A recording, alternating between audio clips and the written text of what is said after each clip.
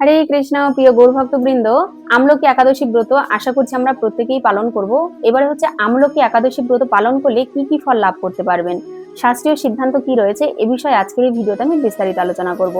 প্রথমত, আমলকি একাদশী ব্রতের দিন যদি আপনি আমলকি বৃক্ষের চিন্তা করেন, তবে সেক্ষেত্রে আপনি একটি গাভীধানের ফল লাভ করতে পারবেন। তাহলে বুঝতেই পারছেন যে এই আমলকি একাদশী ব্রতের দিন আমলকি বৃক্ষ কতটা মহিমান্বিত।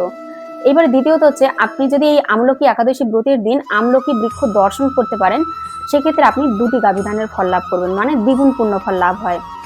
আর তৃতীয়ত, যদি আপনি আমলকি একাদশী ব্রতের দিন ভগবানকে আমলকি নিবেদন করে প্রসাদ রূপে গ্রহণ করতে পারেন, তবে সেক্ষেত্রে আপনি 3 গুণ ফল লাভ করবেন, অর্থাৎ 3টি গাভীধানের ফল।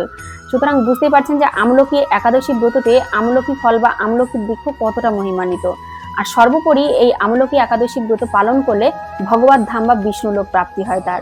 সুতরাং আপনারা আশা করছি প্রত্যেকেই এই পবিত্র আমলকি একাদশী ব্রত পালন করবেন এবং আপনারা সকলে ভগবত ধাম প্রাপ্তি হওয়ার অধিকারী হবেন। তো আপনি যদি একটু উপকৃত হয়ে থাকেন, অবশ্যই আপনার শুভাকাঙ্ক্ষীকে ভিডিওটি শেয়ার করে উপকৃত করবেন।